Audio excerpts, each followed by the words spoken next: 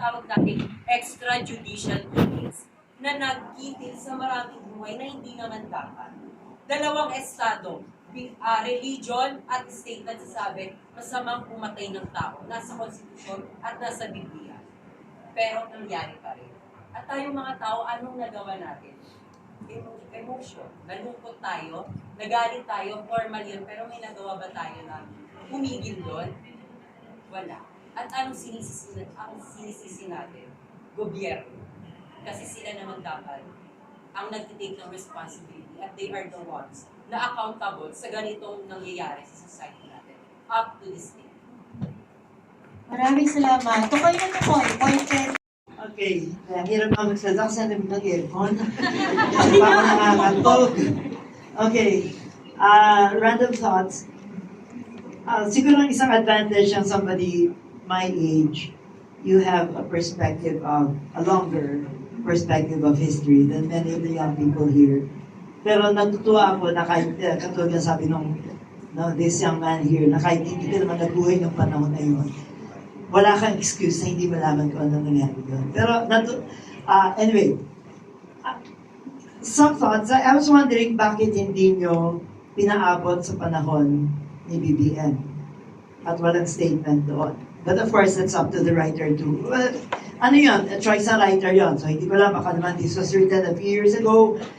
But I was thinking, bakit ba kasi hindi pa rin tapos ang kwento ng administrasyon na ito?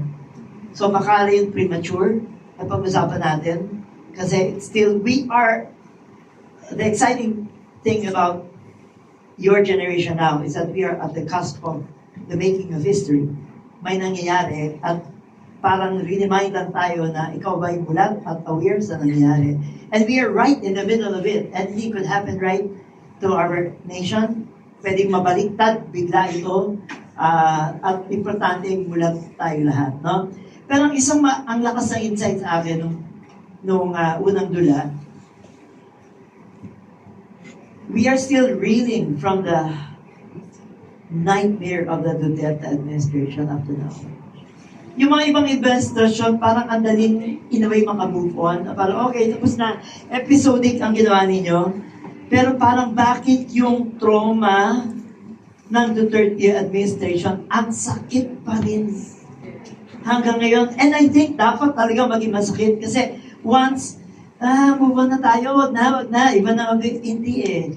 In fact, that could be, maaaring yun ang pinaka-mali natin bilang Pilipino, ang dali nating mag-move on in a wrong way, in an unhealthy way. Kaya salamat at pinaalala nyo sa amin na hindi pa naghihilom ang sugat. At dapat hindi pa. Sapagkat wala pang closure ang marami dito. Natuwa din ako dun sa sinabi nung may isang character na parang tumutulong siya dun sa mga biktima ng EJK. Kasi parang yun ang ginagawa natin eh, we're trying to heal the wounds in any little way we can. At pinupuno natin yung kakulangan ng gobyerno.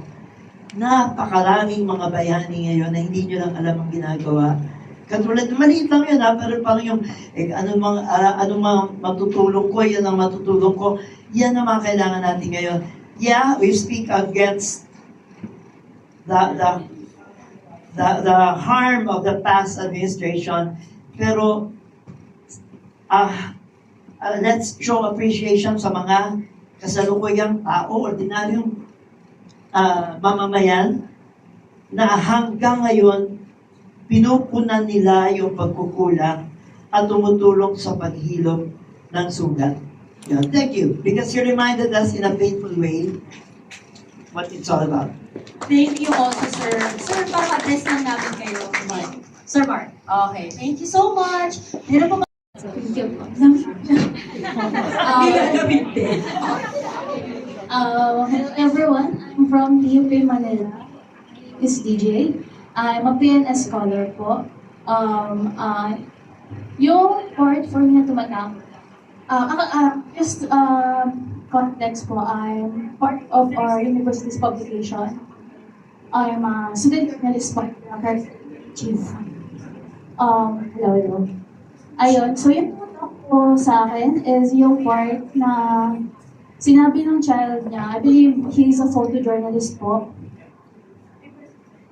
is yung sinabi niya na sa mama niya na huwag kang mag-alala ma kasi safe ako, kasi press ako. That's very ironic. Kasi during situations like EJK, drug on war, ang nasa top na listahan ng mga taong nasa danger po sa mga tao sa laylayan is yung ating media. Yeah. They are risking their life to report this news. We're not safe. Actually po, after researching kasi, we do editorials on this topic. Right now, the Philippines is in the top 10 most dangerous countries po for journalists. So that says a lot. I mean, recently lang, 2023, 2022, we had 2 radio journalists who got shot. Diba? And I believe until now, yung kanila murders are still not identified. So I think that's a very important thing for everyone to remember, that our journalists are not safe at all. They are not safe in any issue. They are risking their life to report this information to us.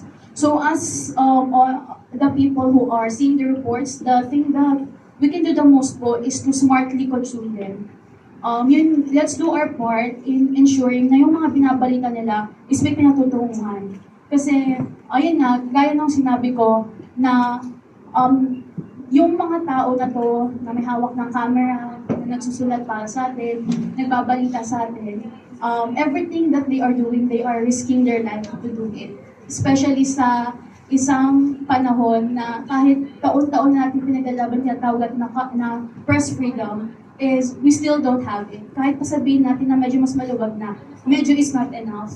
We are still in the era na nasisensor pa rin yung mga bagay na dapat alam ng mga tao. So I hope na everyone po na nagkakaroon ng chance na mapanood yung mga ganitong show na nagpapakita ng current na nangyayari sa atin, is we can start doing our part by ensuring na we are consuming the news smartly and we are not being easily swayed by misinformation. Ayun lang. Thank you. Thank you, DJ.